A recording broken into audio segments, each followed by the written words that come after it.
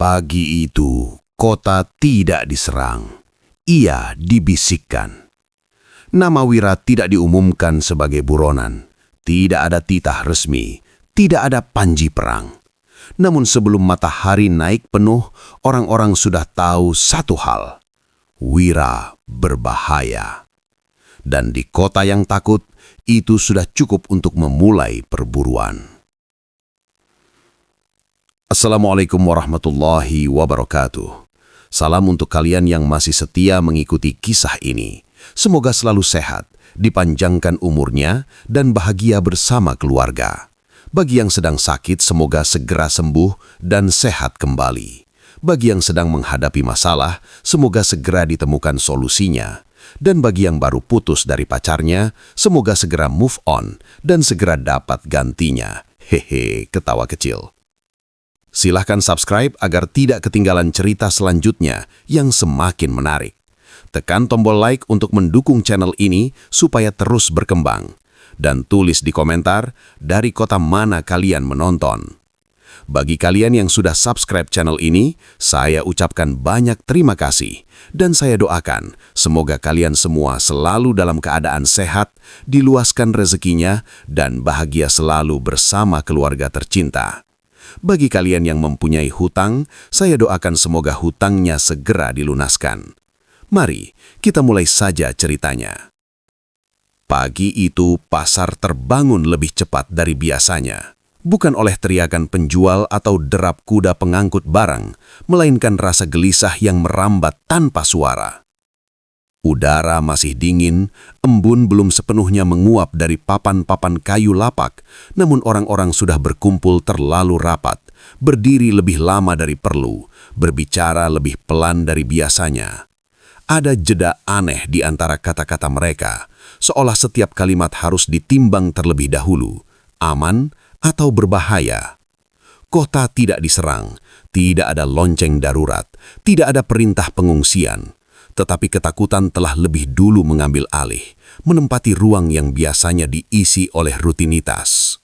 Cerita menyebar lebih cepat dari cahaya pagi. Tidak ada satu sumber, tidak ada satu awal. Ia muncul serentak, seperti bau asap yang tiba-tiba tercium di banyak sudut sekaligus. Orang-orang tidak mengatakan, "Aku tahu." Mereka berkata, "Katanya." Dan katanya selalu terdengar lebih meyakinkan daripada pengakuan langsung, karena ia tidak menuntut tanggung jawab. Setiap orang bisa menyampaikannya, dan tak seorang pun merasa bersalah jika itu salah. Wira melangkah masuk ke pasar dengan tudung ditarik rendah, menyatu dengan arus manusia yang bergerak lamban. Ia pernah mengenal lorong ini sebagai tempat netral, tempat orang-orang terlalu sibuk bertahan hidup untuk peduli pada urusan pusat. Kini lorong itu terasa sempit, seolah dinding-dindingnya ikut mendekat. Setiap langkahnya disambut tatapan yang terlalu cepat dialihkan, atau sebaliknya, tatapan yang terlalu lama mencoba mencocokkan wajah dengan cerita. Ia merasakan perubahan itu bukan sebagai serangan, melainkan sebagai jarak. Jarak yang tiba-tiba terbentuk antara dirinya dan kota yang pernah ia jaga. Di dekat lepak sayur, dua perempuan berhenti berbicara begitu Wira lewat. Di lepak besi, seorang lelaki menutup petinya lebih cepat dari perlu. Tidak ada yang berkata apa-apa, namun tubuh-tubuh mereka berbicara jelas. Waspada, menahan, bersiap. Wira memahami bahasa itu. Ia telah mempelajarinya selama bertahun-tahun sebagai penjaga. Ironisnya, kini bahasa yang sama digunakan untuk menilai dirinya sebagai ancaman. Ia mendengar namanya tidak disebut, namun kehadirannya dirasakan. Potongan-potongan kalimat melayang di udara, tidak diarahkan kepadanya, tetapi cukup dekat untuk menusuk. "Aku dengar dia membunuh prajurit pusat." Katanya bukan sekali. Orang seperti itu selalu kelihatan biasa. Wira berjalan lebih pelan, bukan karena ragu, melainkan karena ingin mendengar sejauh mana cerita itu telah berubah. Ia tahu bagaimana rumor bekerja. Semakin jauh dari sumber, semakin ia merasa bebas menambah. Setiap tambahan bukan dimaksudkan untuk memperjelas, tetapi untuk menguatkan rasa takut. Karena ketakutan membutuhkan detail agar terasa nyata. Ia berhenti di lapak air, tempat yang dulu memberinya rasa normal.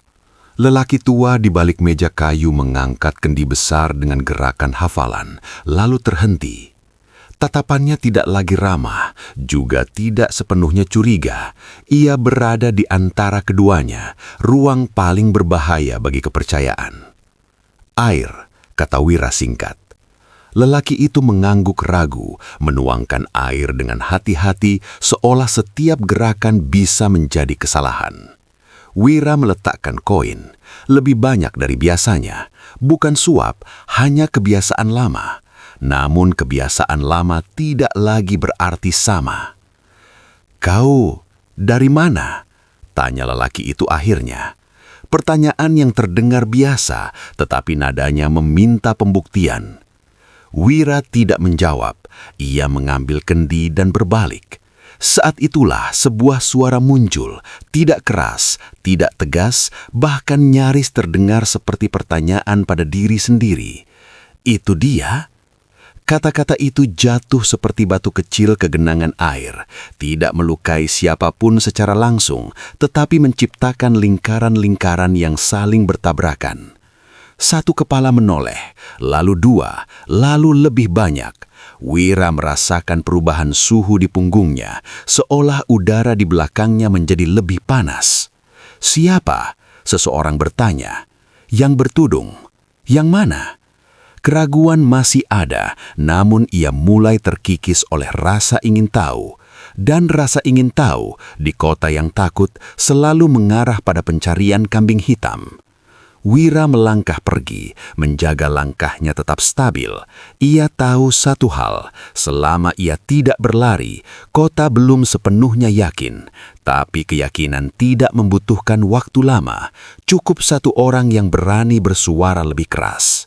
Di ujung pasar, seorang anak kecil ditarik ibunya lebih dekat ke dada. Seorang lelaki menggeser posisi berdirinya, menciptakan jarak setengah langkah. Tidak ada teriakan, tidak ada tuduhan langsung, namun pola itu jelas. Kota mulai membentuk lingkaran tak kasat mata di sekelilingnya. Wira keluar dari pasar dan berdiri sejenak di bawah bayangan bangunan tua. Ia menarik napas panjang, mencoba menenangkan detak jantungnya. Bukan rasa takut yang ia rasakan, melainkan kesadaran pahit. Kebenaran telah tertinggal terlalu jauh di belakang cerita. Dan kota tidak menunggu kebenaran. Kota memilih versi yang membuatnya merasa bersatu, meski harus dengan cara menghancurkan satu orang. Ia menatap kembali ke arah pasar. Tempat bisikan-bisikan itu terus tumbuh, saling menguatkan, saling memantulkan ketakutan. Ia tahu, setelah pagi ini tidak akan ada lagi ruang netral baginya. Tidak ada sudut kota yang benar-benar sunyi. Karena ketika bisikan sudah cukup banyak, ia tidak lagi membutuhkan suara keras untuk berubah menjadi teriakan. Dan di kota yang telah memilih untuk takut, Wira bukan lagi manusia. Ia sedang dibentuk menjadi cerita. Di sudut kota yang jarang mendapat perhatian, tempat bangunan-bangunan tua berdiri saling menopang seperti orang-orang lelah yang takut roboh sendirian. Seorang juru kabar naik ke atas peti kayu bekas. Tidak ada panggung, tidak ada bendera, tidak ada lambang pusat yang biasanya mengiringi pengumuman resmi. Justru ketiadaan itulah yang membuat orang-orang berhenti melangkah. Di kota yang sudah lama hidup di bawah perintah, segala sesuatu yang tampak liar selalu terasa lebih jujur. Gulungan kertas di tangannya tampak biasa saja, kertas kusam, tepinya tidak rapi, tinta hitam yang sedikit luntur. Tidak ada stempel, tidak ada tanda tangan. Namun ketika ia mengangkatnya tinggi-tinggi, orang-orang mulai mendekat.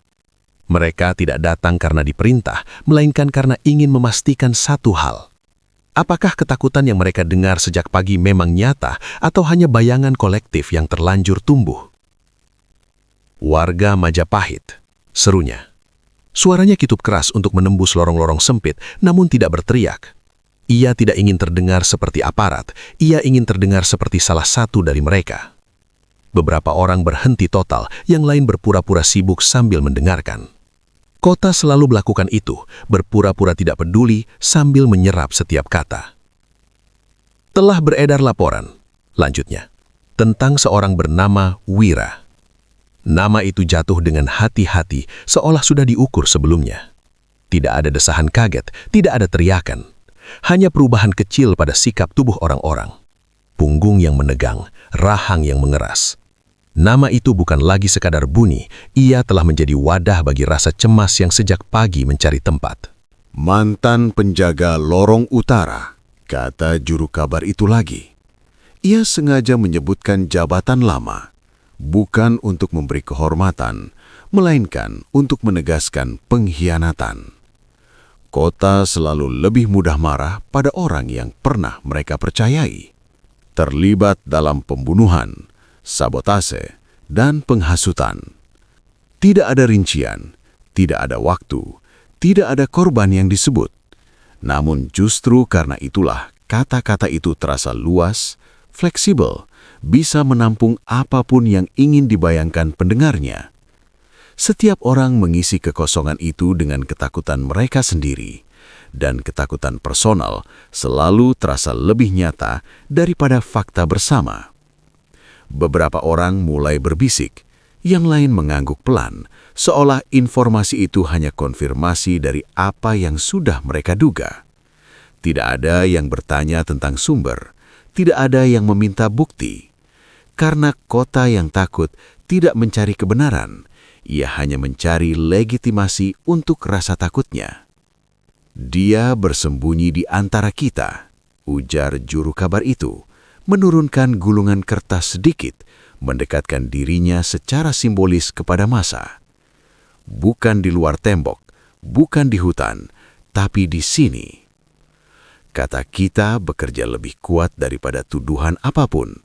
Ia menciptakan garis tak kasat mata, siapa yang termasuk dan siapa yang harus dikeluarkan. Orang-orang mulai saling memandang, bukan sebagai tetangga, tetapi sebagai potensi ancaman. Kota mulai memakan dirinya sendiri dengan pelan. Jika kalian melihat seseorang mencurigakan, katanya lagi, laporkan. Kalimat itu sederhana, terlihat seperti ajakan partisipasi. Padahal itu adalah pemindahan tanggung jawab. Pusat tidak perlu lagi mengirim pasukan, mereka hanya perlu membuat warga saling mengawasi. Ketika setiap orang menjadi mata, maka siapapun bisa menjadi sasaran. Tidak ada perintah untuk menangkap, tidak ada seruan untuk membunuh, namun semua orang tahu arah kalimat itu. Kota yang cerdas tidak membutuhkan instruksi lengkap, ia hanya perlu diberi izin moral. Wira mendengar semua itu dari kejauhan, berdiri di balik sudut bangunan dengan tubuh menempel ke dinding dingin. Ia tidak perlu melihat wajah juru kabar itu untuk memahami perannya. Ia pernah melihat teknik yang sama digunakan pada orang lain. Ia pernah mengabaikannya, menganggapnya bagian dari mekanisme besar yang tak bisa ia ubah. Kini mekanisme itu mengarah padanya. Darah di sisinya masih terasa perih, namun rasa sakit itu kalah oleh kalimat terakhir yang diucapkan juru kabar itu. Kalimat yang diucapkan dengan nada prihatin, seolah demi kebaikan bersama. Jika ia lolos lagi, katanya, yang bersalah bukan pusat, tapi kita semua. Itulah kuncinya. Bukan ancaman, melainkan rasa bersalah yang ditanamkan lebih dulu. Jika Wira lolos, maka kegagalan itu milik warga. Jika kekacauan terjadi, maka warga ikut bertanggung jawab. Dengan begitu, setiap tindakan brutal di masa depan akan terasa sebagai pembelaan diri, bukan kekerasan. Wira menutup mata sesaat. Mereka tidak ingin aku mati oleh pedang, pikirnya. Mereka ingin aku mati oleh tangan kota. Ia mengerti sekarang mengapa tidak ada pengumuman resmi, mengapa tidak ada cap pusat. Cerita ini harus tampak seperti suara rakyat, bukan perintah. Karena perintah bisa ditentang, tapi suara bersama itu hampir mustahil dilawan. Di sekitar peti kayu, orang-orang mulai bubar, membawa cerita itu bersama mereka. Mereka akan menceritakannya ulang dengan versi masing-masing, menambahkan detail, mempertegas ancaman. Dalam hitungan jam, cerita itu akan lebih hidup daripada kebenaran apapun yang bisa ia sampaikan. Wira melangkah mundur, menjauh dari kerumunan yang perlahan menyebar seperti api kecil mencari bahan bakar. Ia tahu satu hal dengan pasti. Setelah hari ini, ia tidak lagi sekadar buronan. Ia telah dijadikan simbol, dan simbol tidak perlu dibuktikan. Ia hanya perlu diyakini. Dan kota yang sudah percaya tidak pernah bertanya dua kali. Rumah singgah itu masih berdiri di tempat yang sama, terselip di antara dua bangunan tua yang dindingnya saling bersandar seperti orang sakit yang takut jatuh sendirian. Dari luar, tidak ada yang berubah. Pintu kayunya masih miring ke kiri, engselnya masih berdecit jika dibuka terlalu lebar. Namun Wira tahu, tempat yang tampak sama belum tentu menyimpan sikap yang sama. Kota telah berubah sejak pagi, dan perubahan itu merembes ke setiap celah, termasuk ke rumah yang dulu memberinya perlindungan. Ia masuk tanpa mengetuk. Bukan karena merasa berhak, tetapi karena dulu selalu begitu. Bau kayu lembab dan sisa abu dapur menyambutnya, membawa ingatan tentang malam-malam sunyi ketika ia dan Saka merencanakan jalur pelarian orang-orang kecil, bukan untuk melawan pusat, melainkan sekadar agar mereka bisa bertahan hidup satu hari lagi. Dulu, tempat ini adalah ruang di mana kebenaran masih bisa diucapkan tanpa harus dibisikkan. Saka berdiri membelakangi pintu. Tangannya sibuk mengikat karung kecil. Gerakannya terhenti begitu ia menyadari kehadiran Wira. Tidak ada sapaan, tidak ada senyum refleks, hanya jeda panjang yang terlalu jujur untuk disembunyikan. "Kau gila datang ke sini," kata Saka akhirnya. Suaranya rendah, bukan marah, melainkan takut. "Namamu ada di mana-mana." Wira menutup pintu perlahan. Ia tidak mendekat, ia juga tidak mundur. Ia berdiri di jarak aman, jarak yang biasanya hanya dipakai saat berhadapan dengan orang asing. "Aku hanya butuh 1 malam," katanya. Tidak ada permohonan dalam nadanya, hanya pernyataan kebutuhan. Saka tertawa kecil, tapi tidak ada humor di sana. Ia menggeleng, seolah Wira baru saja mengusulkan sesuatu yang mustahil. "Dulu kau berlari dari pusat," katanya. "Sekarang kau berlari dari semua orang." Kalimat itu menggantung di udara, berat dan tak bisa ditarik kembali. Wira menyadari sesuatu yang lebih menyakitkan daripada penolakan. Saka tidak lagi melihatnya sebagai individu dengan cerita sendiri. Ia melihatnya sebagai titik api yang bisa membakar siapapun yang terlalu dekat. "Aku tidak membawa mereka ke sini," kata Wira. "Aku tidak diikuti." "Itu yang kau pikirkan," jawab Saka cepat. Ia berhenti mengikat karung dan akhirnya berbalik. Matanya tajam, tapi bukan tajam karena marah, melainkan karena waspada. "Orang-orang tidak perlu melihatmu masuk untuk tahu kemana harus mencurigai." Wira memandang sekeliling. Sudut-sudut ruangan yang dulu terasa aman, kini tampak seperti saksi bisu yang tak bisa dipercaya. Ia merasakan perubahan itu bukan sebagai ancaman langsung, melainkan sebagai penarikan diri, seperti tanah yang perlahan menjauh dari kaki, tanpa suara runtuh. "Apakah kau percaya aku?" tanya Wira. Pertanyaan itu keluar sebelum ia sempat menahannya, bukan karena ia membutuhkan pembenaran, melainkan karena ia ingin tahu sejauh mana kota telah berhasil masuk ke dalam rumah ini. Saka tidak menjawab. Ia tidak menggeleng, ia tidak mengangguk. Ia hanya diam terlalu lama. Dan diam itu adalah jawabannya. "Aku tidak bilang kau bersalah," kata Saka akhirnya, memilih kata-katanya seperti orang berjalan di atas kaca pecah. "Tapi kota ini tidak peduli pada kebenaran. Mereka peduli pada siapa yang harus disalahkan." Wira mengangguk pelan. Ia tidak tersinggung, ia hanya lelah. Ia telah mendengar versi kalimat itu berkali-kali hari ini, dalam bentuk yang berbeda-beda, selalu berakhir di tempat yang sama. Kebenaran adalah beban, dan ketakutan adalah alasan. Aku tidak akan menyeretmu, kata Wira sambil melangkah ke belakang. Aku tidak akan bersembunyi di sini. Saka menghela napas, namun napas itu tidak terdengar lega, justru sebaliknya. Jangan salah faham, katanya. Aku tidak ingin kau mati. Tapi kau juga tidak ingin aku hidup di dekatmu, jawab Wira tenang. Sekali lagi, Saka tidak menyangkal. Wira berbalik menuju pintu. Tangannya sudah menyentuh gagang kayu ketika suara Saka kembali terdengar lebih pelan dari sebelumnya. Kalau orang-orang datang bertanya, Saka berhenti. Aku tidak tahu apa yang akan kukatakan. Wira tidak menoleh. Kalau begitu, katanya, jangan bantu aku. Ia membuka pintu. Cukup jangan ikut memburuku.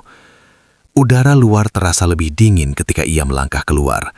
Pintu tertutup di belakangnya dengan bunyi pelan, namun bunyi itu terdengar seperti keputusan besar yang baru saja diambil. Wira berdiri sejenak di luar, membiarkan malam yang mulai turun menempel di kulitnya. Ia menyadari sesuatu yang pahit namun jelas. Pengkhianatan terbesar kota bukan ketika orang-orang menyerangnya, melainkan ketika mereka berhenti berdiri di sisinya tanpa pernah mengangkat tangan. Ketika ketakutan membuat orang baik memilih netral, dan netralitas itu memberi ruang bagi keburukan untuk bergerak bebas. Wira melangkah pergi, membawa satu beban baru, bukan luka, bukan tuduhan, melainkan kesepian yang kini resmi menjadi bagian dari perjalanannya. Sore itu tidak membawa tanda bahaya apapun. Matahari turun perlahan, menyentuh atap-atap rumah dengan cahaya jingga yang biasanya menenangkan. Tidak ada trompet perang, tidak ada pasukan berbaris. Kota terlihat seperti dirinya sendiri. Dan justru karena itu, apa yang terjadi setelahnya terasa lebih mengerikan. Kekerasan tidak datang sebagai serangan. Ia datang sebagai reaksi, sebagai gerakan refleks dari ketakutan yang telah terlalu lama dikumpulkan. Keributan pertama terdengar dari barat kota, bukan ledakan, bukan bentrokan bersenjata. Hanya suara orang berteriak, saling memanggil, saling bertanya. Seperti api kecil yang menyala karena gesekan, bukan karena percikan besar. Orang-orang mendekat bukan untuk melerai, melainkan untuk memastikan, apakah ini bagian dari cerita yang mereka dengar sejak pagi?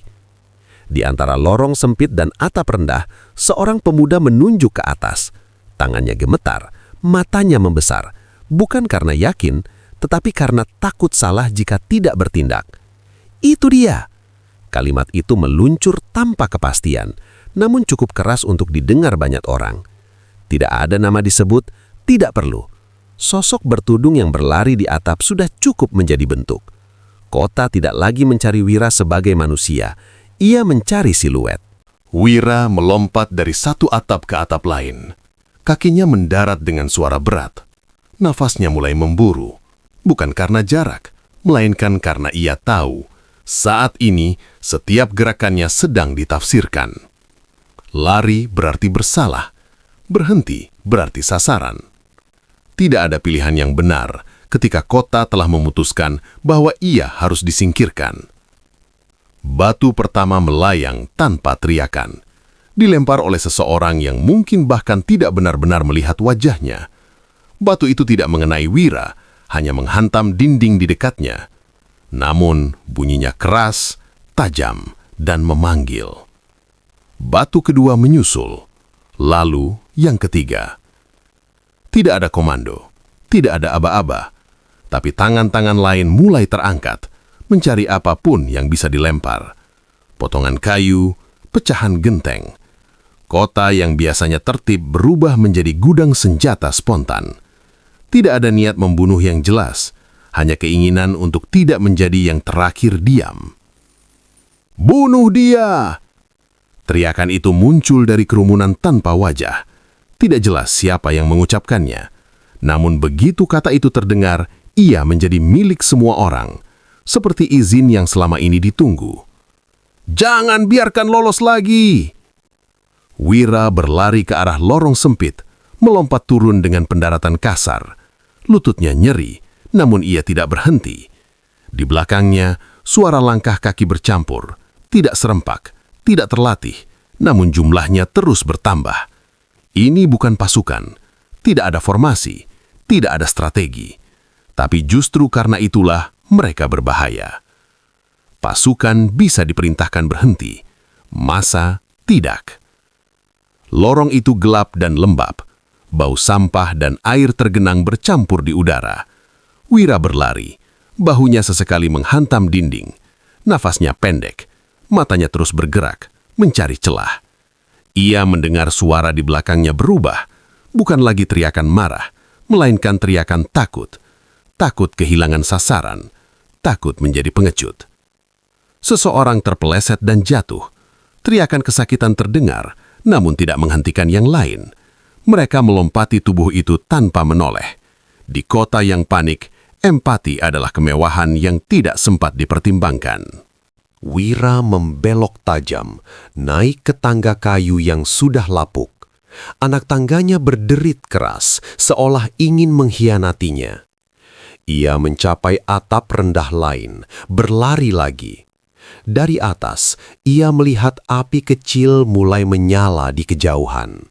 Bukan pembakaran terencana, hanya obor yang dijatuhkan, amarah yang tidak tahu harus diarahkan kemana. Ia menyadari sesuatu yang dingin dan jelas.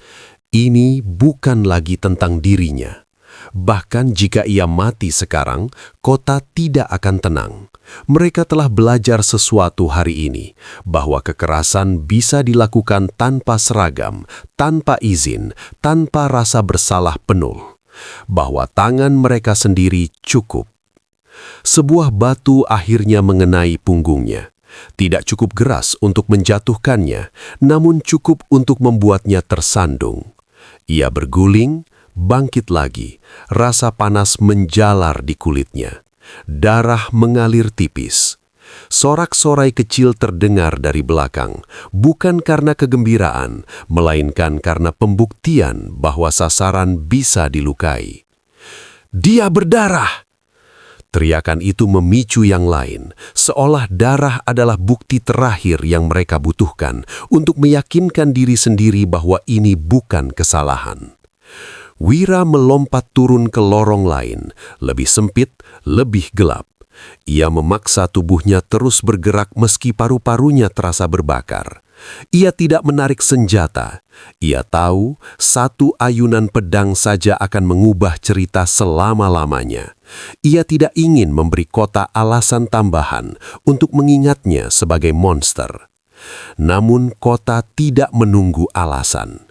Di belakangnya, langkah kaki semakin banyak, nafas-nafas kasar, teriakan tumpang tindih, suara benda jatuh dan pecah. Ini bukan pengejaran terkoordinasi, ini perburuan naluriah, dan naluri tidak bisa diajak bicara. Wira akhirnya berhenti di sudut lorong, dadanya naik turun keras. Ia menempel ke dinding, menahan diri agar tidak batuk. Suara massa mendekat, lalu menyebar, kehilangan arah. Untuk sesaat hanya ada kebisingan tanpa fokus. Ia menutup mata sejenak, bukan karena putus asa, melainkan karena ia baru sepenuhnya memahami satu hal yang selama ini samar. Pusat tidak perlu mengirim pembunuh. Mereka hanya perlu membuat kota lupa bahwa ia terdiri dari manusia. Dan sore itu, kota telah lupa sepenuhnya. Lorong itu berakhir buntu, bukan oleh dinding, melainkan oleh seorang manusia. Cahaya sore yang tersisa jatuh miring dari celah atap, cukup untuk memperlihatkan sosok yang berdiri di ujung jalan sempit itu. Pakaian sipilnya tampak biasa, tidak ada lambang, tidak ada warna mencolok. Namun cara ia berdiri terlalu teratur untuk seseorang yang hanya lewat. Kakinya terbuka pada jarak seimbang, bahunya tidak tegang, namun siap. Tangan kanannya dekat dengan gagang pedang yang belum dicabut. Ia bukan bagian dari massa yang berteriak-teriak. Ia adalah seseorang yang datang dengan keputusan. Wira berhenti. Nafasnya masih berat, keringat bercampur debu menempel di wajahnya. Ia tidak mengangkat senjata. Ia mengenali postur itu sebelum mengenali wajahnya. Dan ketika cahaya menyentuh mata pria di hadapannya, pengenalan itu menjadi pasti. Raka. Nama itu membawa ingatan yang lebih tajam daripada luka manapun. Latihan pagi di halaman barak, tawa singkat setelah tugas selesai, keheningan yang nyaman ketika berjaga bersama di malam hari. Mereka pernah berdiri bahu-membahu tanpa perlu banyak bicara. Pernah percaya bahwa apa yang mereka lakukan adalah untuk melindungi kota ini. "Kau," kata Raka pelan. Suaranya tidak mengandung kebencian. Justru itulah yang membuatnya berat. "Aku tidak ingin ini." Wira tidak bergerak. Lorong itu terasa semakin sempit, bukan karena jarak fisik, tetapi karena masa lalu yang tiba-tiba berdiri di antara mereka. "Menjauh," kata Wira singkat. Raka menggeleng. Gerakannya kecil, hampir meminta maaf. "Aku tidak bisa." Ia mencabut pedangnya perlahan. Tidak ada gestur dramatis, tidak ada niat pamer. Pedang itu ditarik seperti seseorang membuka pintu yang sebenarnya tidak ingin ia buka. "Namamu membuat orang mati ketakutan. Anakku tidak bisa keluar rumah. Istriku mengunci pintu sejak siang." Wira menelan napas. Kalimat itu tidak menyerangnya sebagai tuduhan, melainkan sebagai beban. Ia melihat kilatan marah di matanya sendiri, namun ia menekannya. "Aku tidak pernah menyentuh mereka," katanya. "Benar atau tidak?" jawab Raka, mengangkat pedangnya ke posisi siap. Itulah kalimat terakhir yang masih menyisakan jarak di antara mereka. Setelah itu, tidak ada lagi ruang untuk penjelasan. Tidak ada lagi waktu untuk mengingat siapa yang salah dan siapa yang benar. Kota telah menyederhanakan segalanya menjadi dua posisi: menghalangi atau membiarkan. Pedang mereka beradu dengan suara logam yang keras dan pendek. Tidak ada teriakan perang, tidak ada sorak penonton. Hanya denting besi yang bergema di lorong sempit, memantul berkali-kali, seperti pengingat bahwa kekerasan selalu terdengar lebih keras di ruang tertutup. Wira menyerang lebih dulu. Tebasannya cepat, namun ragu di ujungnya. Ia tidak menekan sepenuhnya. Masih ada bagian dari dirinya yang berharap Wira akan menyerah, atau menghilang, atau melakukan sesuatu yang membebaskannya dari keputusan ini. Wira menangkis dengan gerakan efisien. Tubuhnya bergerak berdasarkan ingatan lama. Otot-ototnya mengenali pola Raka bahkan sebelum pikirannya sempat menilai. Ia menghindar, memutar, mengunci, namun selalu menahan satu tingkat kekuatan. Ia tidak ingin melukai. Setiap ayunan yang ia redam adalah pilihan sadar, dan setiap pilihan itu mempersempit peluangnya sendiri untuk lolos. "Aku tidak ingin melukaimu," kata Wira di sela denting pedang. "Tapi aku harus menghentikanmu," balas Raka, kali ini dengan suara lebih keras, seolah mencoba meyakinkan dirinya sendiri. Serangan berikutnya lebih nekat. Ujung pedang Raka nyaris menyentuh leher Wira. Wira memutar tubuhnya, merasakan angin tajam lewat di kulitnya. Ia membalas dengan gerakan cepat, bukan tebasan, melainkan dorongan, memukul pergelangan tangan Raka dengan sisi pedang, cukup keras untuk membuat cengkeramannya melemah. Pedang Raka terlepas dan jatuh ke tanah dengan suara logam yang memekakan. Wira mendorong Raka ke dinding. Tidak keras, tidak brutal, tapi cukup untuk menghentikannya. Mereka berdiri sangat dekat sekarang. Nafas mereka bercampur di udara sempit lorong itu. "Kalau kau terus berdiri di jalanku," bisik Wira, suaranya rendah namun tegas, "kota akan kehilangan lebih dari sekedar cerita." Ia melepaskan Raka dan mundur selangkah.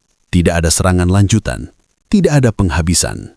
Wira berbalik dan berjalan pergi. Langkahnya cepat namun terkendali. Raka tidak mengejar. Ia berdiri di sana, punggungnya menempel ke dinding dingin, menatap pedang yang tergeletak di tanah. Tangannya gemetar bukan karena kalah, tetapi karena ia menyadari sesuatu yang lebih mengerikan daripada kekalahan. Ia baru saja mencoba menghentikan orang yang ia tahu tidak bersalah, dan kota akan menyebutnya pahlawan jika ia berhasil. Lorong itu kembali sunyi, namun sunyi itu bukan damai. Ia berat, penuh dengan keputusan-keputusan yang tidak bisa ditarik kembali. Dan di kota yang sedang memburu satu nama, satu orang baru saja kehilangan haknya untuk memanggil orang lain sebagai kawan. Malam turun tanpa pengumuman. Tidak ada lonceng, tidak ada aba-aba pergantian penjaga. Cahaya matahari hanya memudar perlahan, digantikan oleh bayangan yang merayap naik dari sela-sela bangunan. Dari atas atap tertinggi di distrik itu, Wira memandang kota yang terbentang di bawahnya seperti tubuh besar yang sedang gelisah. Api kecil menyala di beberapa sudut, bukan obor perlawanan, bukan tanda pemberontakan, hanya sisa ketakutan yang tidak tahu harus diarahkan kemana. Asap tipis naik, bercampur dengan udara malam, membawa bau kayu terbakar dan kecemasan yang belum selesai. Wira berdiri diam. Lututnya sedikit gemetar bukan karena lelah, melainkan karena apa yang baru saja ia pahami. Angin malam menyentuh wajahnya, mengeringkan keringat dan darah yang masih menempel. Dari ketinggian ini, kota tampak hampir damai. Atap-atap berjejer rapi, jalan-jalan terlihat sunyi. Namun Wira tahu, ketenangan itu palsu. Di balik dinding-dinding tertutup, orang-orang berjaga dengan tangan gemetar, mendengarkan setiap suara kecil, bertanya-tanya apakah malam ini mereka harus menjadi pembunuh atau buruan. Ia mengingat pagi tadi ketika kota masih berbisik. Betapa cepat bisikan itu berubah menjadi teriakan. Betapa mudahnya manusia melepaskan kemanusiaannya ketika diberi izin untuk takut bersama. Wira pernah mengira bahwa ancaman terbesar bagi kota adalah pasukan, senjata, atau perintah pusat. Malam ini, ia tahu bahwa ancaman terbesar justru muncul ketika kota diyakinkan bahwa kekerasan adalah bentuk kewaspadaan. Jadi beginilah caranya. Gumamnya pelan, lebih kepada dirinya sendiri daripada kepada malam.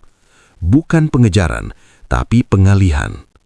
Ia akhirnya mengerti, pusat tidak sedang mencoba menangkapnya dengan cepat. Mereka tidak membutuhkan itu. Yang mereka butuhkan adalah kota yang sibuk memburu satu bayangan, terlalu sibuk untuk melihat tangan siapa yang sebenarnya menarik tali. Selama Wira menjadi fokus, selama namanya terus disebut dengan nada takut dan marah, pusat bisa bergerak bebas tanpa pengawasan.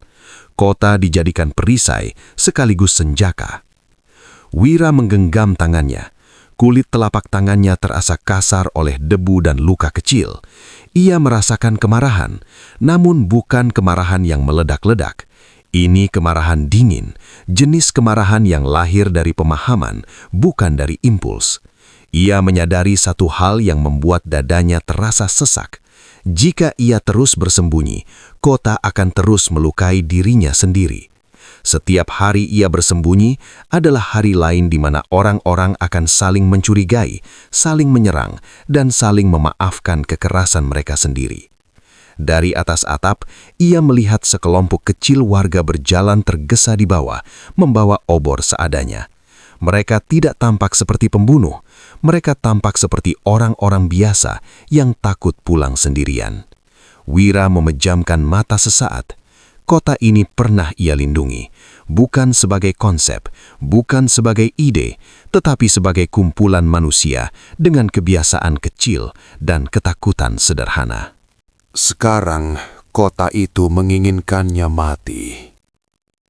Kalau aku terus menghilang, pikirnya, mereka akan membakar apa saja yang mirip denganku. Ia membuka mata, pandangannya mengeras, bukan oleh kebencian, melainkan oleh keputusan. Ia tidak bisa lagi menjadi bayangan yang diburu. Bayangan hanya membuat orang takut. Dan ketakutan adalah bahan bakar yang paling disukai pusat. Kalau mereka ingin monster, katanya pelan, hampir seperti sumpah, mereka akan mendapatkannya. Namun bukan monster yang liar dan tak terkendali, bukan monster yang menyerang orang kecil. Yang akan ia berikan adalah sesuatu yang jauh lebih berbahaya bagi pusat. Sosok yang terlihat jelas, yang memilih kapan muncul dan kapan menghilang. Sosok yang tidak bisa lagi dipelintir ceritanya dengan mudah. Ia berdiri lebih tegak, membiarkan angin malam menyapu tudungnya. Untuk pertama kalinya sejak pagi, ia tidak merasa dikejar. Ia merasa memegang arah. Ia membayangkan bagaimana pusat akan bereaksi ketika menyadari bahwa buruan mereka tidak lagi bersembunyi, bahwa kota tidak lagi bisa diarahkan dengan bisikan samar. Di kejauhan, lonceng kecil berbunyi. Bukan lonceng darurat, hanya tanda pergantian jam malam.